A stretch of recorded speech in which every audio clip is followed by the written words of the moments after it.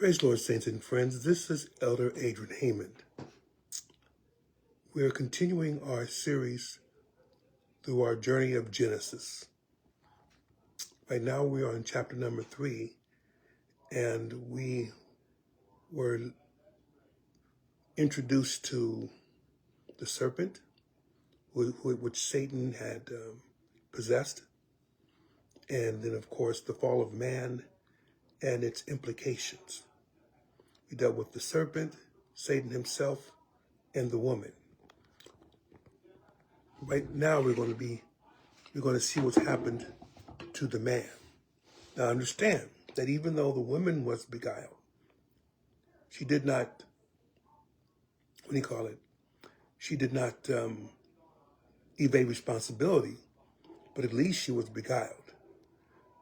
The man took it willingly. And that, I believe, is the reason why he takes most of the blame for this. So we're going to verse number 17, chapter 3, and it begins as thus. And unto Adam he said, because thou hast hearkened unto the voice of thy wife. Now understand, he was convinced by Eve to take the fruit. It wasn't because of, doesn't seem to be here, even though I know there have been stories about how the man was so chivalrous he didn't want the woman to be left behind. It sounds good, and maybe that was the case, but that's not necessarily how it is spoken in the Bible. It just says he hearkened to the voice of his wife. Of course, we've been hearkening to the voices of our wives ever since. But this joke, I'm just joking. The idea here is that he willingly did it. Eve was deceived, Adam was not. And so it says again, because thou hast hearkened unto the voice of thy wife, and hast eaten of the tree of which I commanded thee, saying, thou shalt not eat of it. Understand, he disobeyed a direct command. It wasn't that he didn't hear it, wasn't that he wasn't within earshot of it, wasn't that the Lord missed him.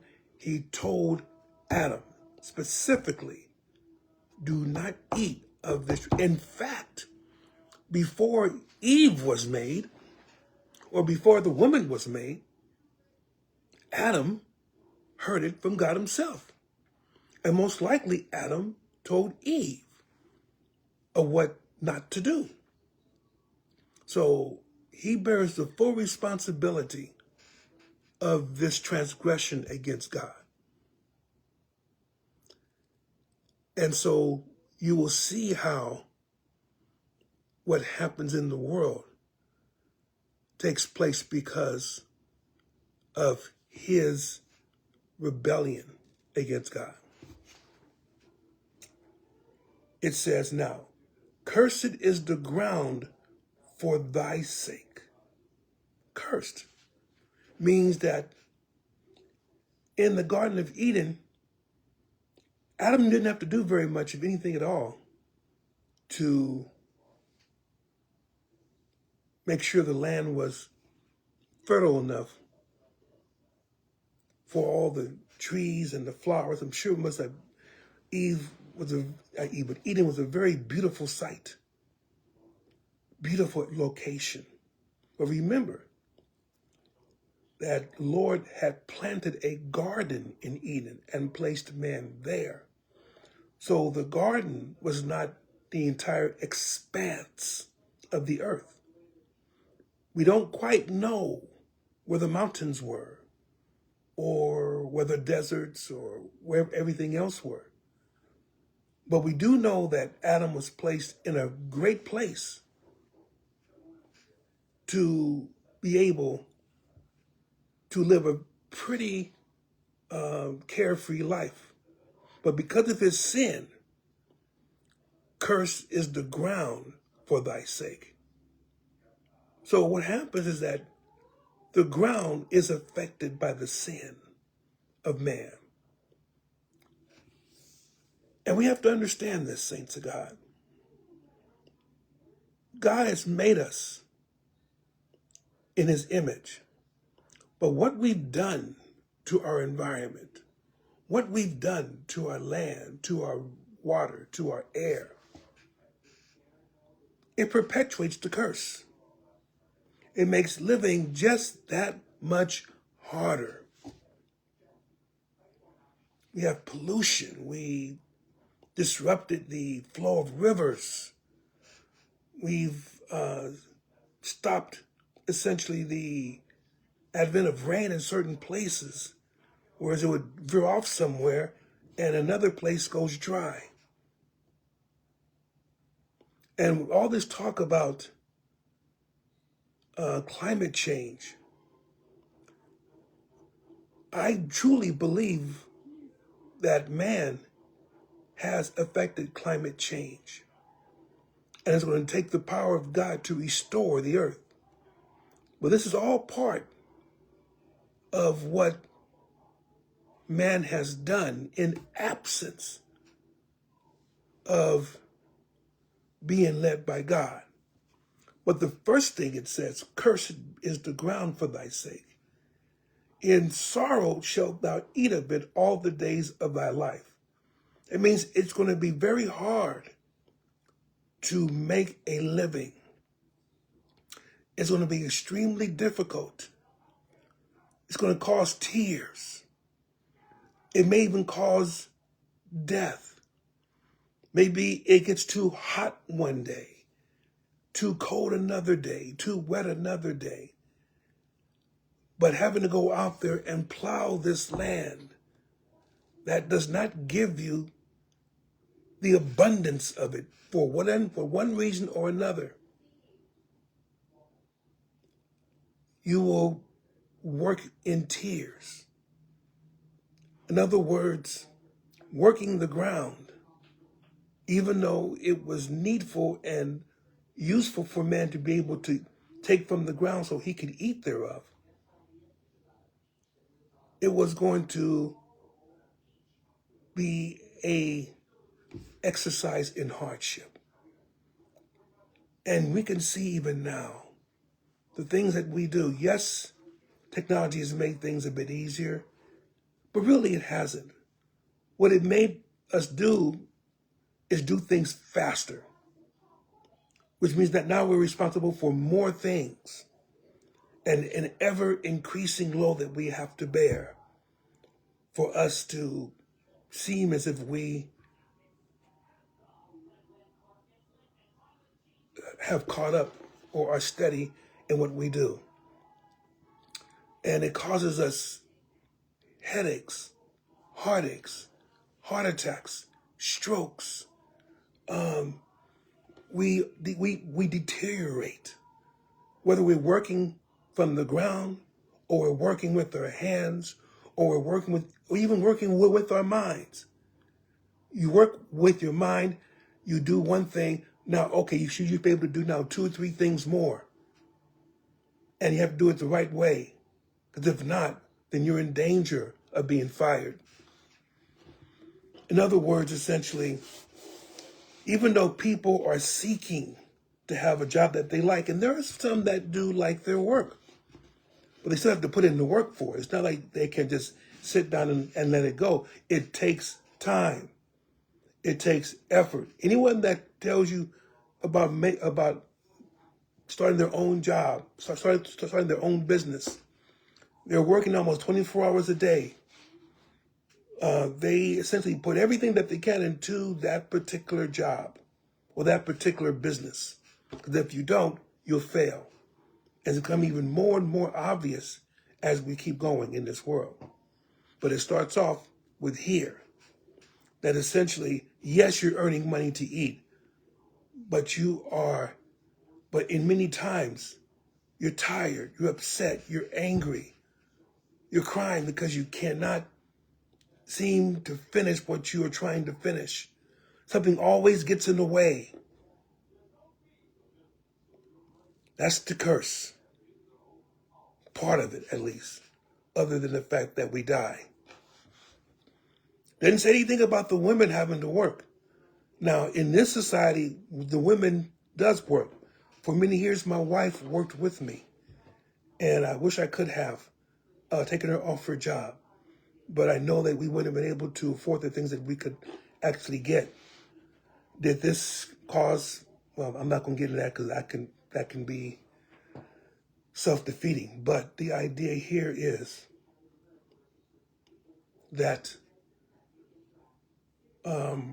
work was made for man. Man was supposed to be one that did the work.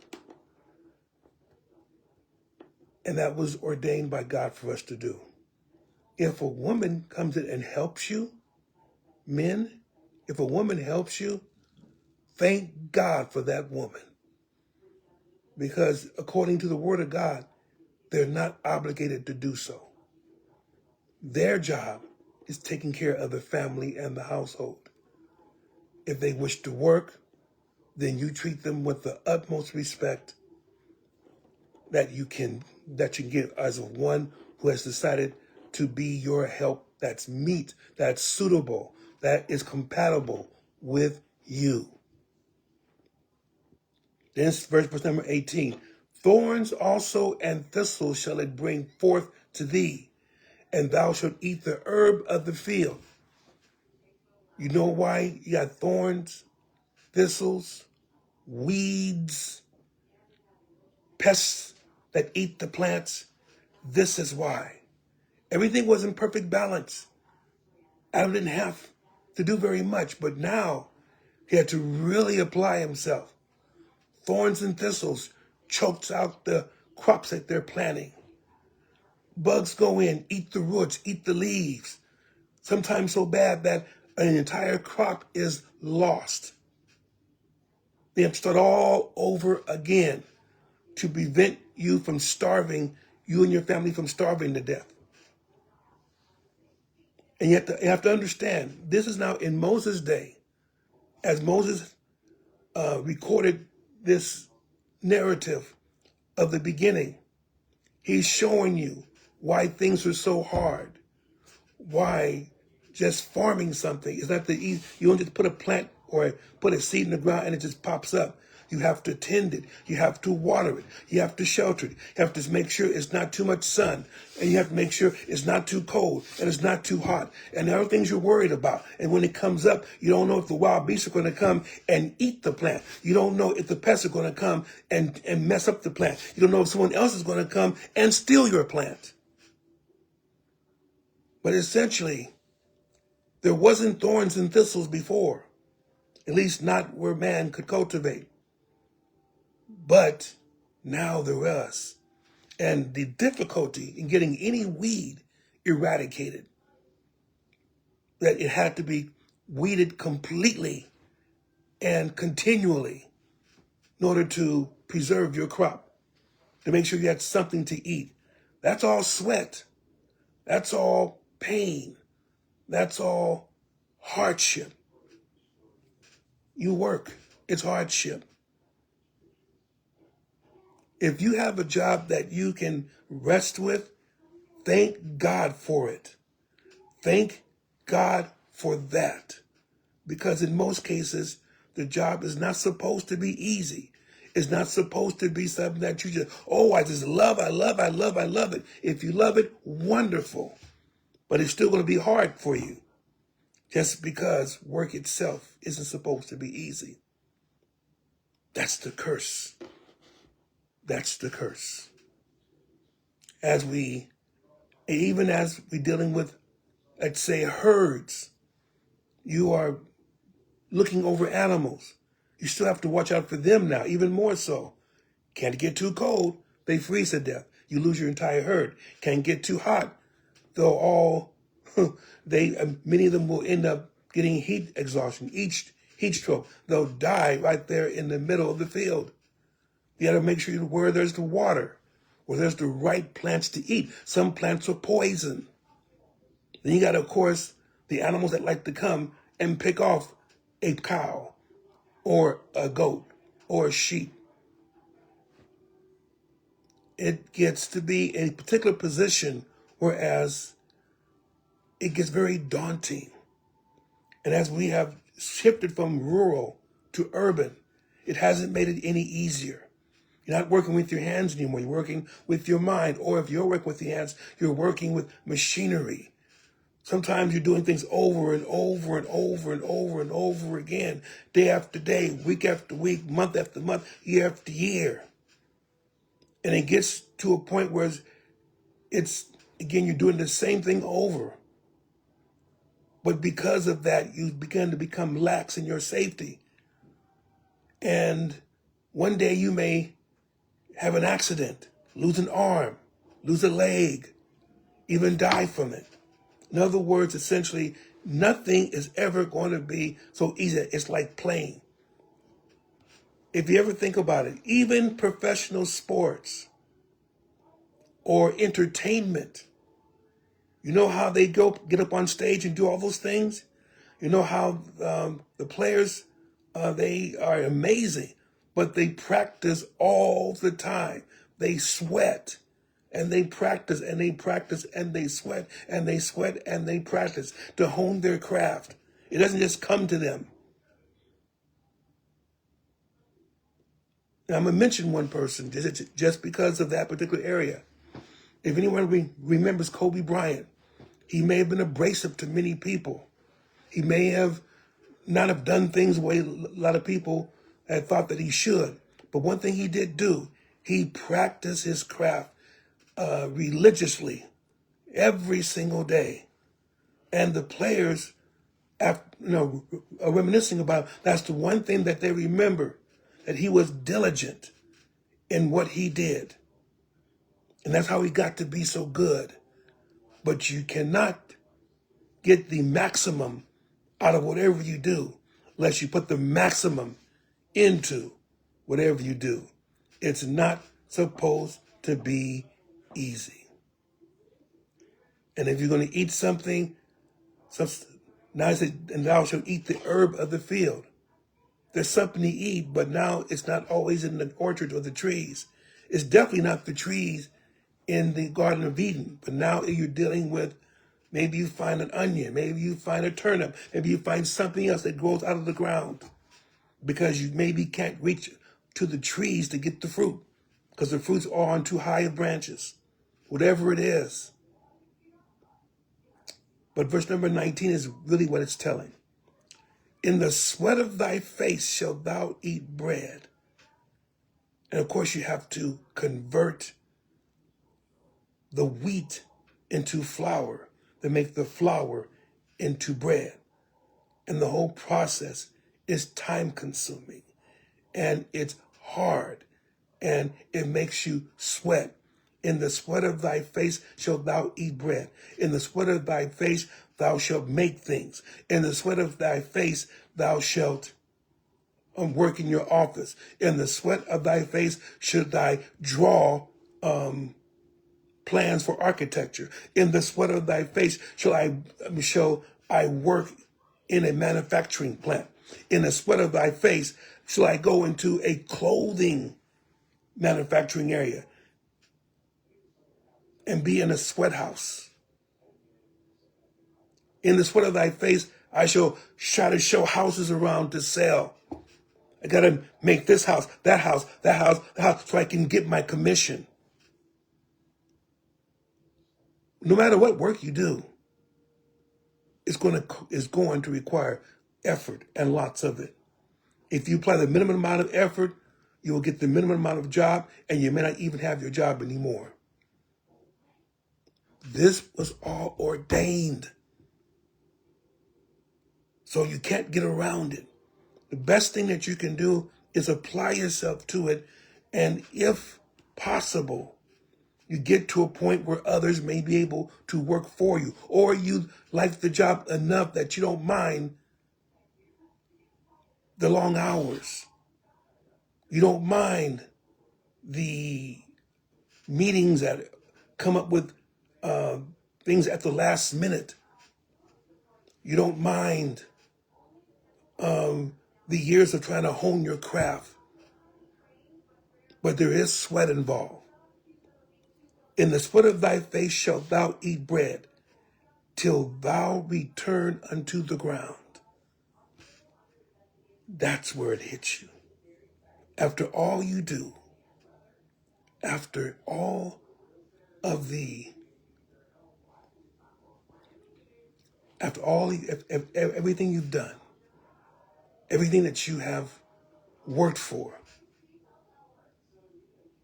if you're lucky to retire, then you live off of what you have invested or earned.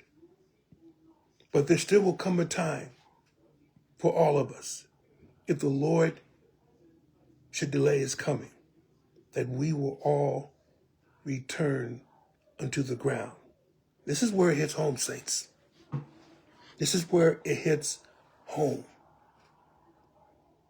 I love my mother and my father, but I know that eventually they will go the way of my grandmother, of both of my grandmothers and my grandfathers. And I know that at a certain time, I will go that way. And if the Lord should tarry even for that long, my son will follow me. And that ends up being my best hope, that my son follows me and I don't follow my son. Makes it very sobering. After all you work, everything you've done, and you try to make sure that you have provided for everybody. Everybody you provided for, you've worked so hard, and then you're not there. And essentially it says, for out of it was thou taken. Remember, he said, God created man out of the dust of the earth. For out of it was thou taken, for dust thou art, and unto dust shalt thou return. That, in essence, capsulizes the curse for the entire race. And I mean human race. That's where it hits home, saints. Earth, as it's currently constructed, was never meant after the fall to be a paradise. It was meant to be a place of hardship, a place of toil, a place of pain, a place of sorrows, tears, sweat. All these things were said in the previous verses.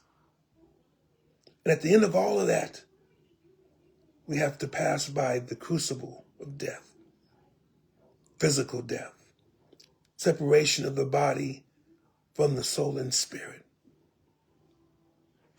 And I've seen too many funerals, and I will see too many more. And I mean too many because even one is too many. But because of who we are, that's what we have to look forward to. Thank God that the Lord has saved us, that we have an existence beyond the grave. Let me say, you go ahead. I was just going to go check on Mom. Well, saints of God, I don't mean this to be a downer, but this is what kind of sets up the entire Bible. How do we escape the curse that's been placed on us? How do we do that? And that essentially is where we begin our next story, or the next part of our story. So I have a few more verses here, but this really marks the end of what is called the dispensation known as innocence. Because innocence was uncovered by the sin of doing what was against the will and the commandment of God. So you see, even living in an environment where everything is given unto you, one thing it shows you, sin can still corrupted. A sobering thing for a sobering time. God bless you. May He keep you. Take care of yourselves. And whatever time the Lord gives you, make the most of it. You may sweat. You may cry. You may get angry sometimes. Sometimes you may even be exasperated. But just know that God has you in His hand.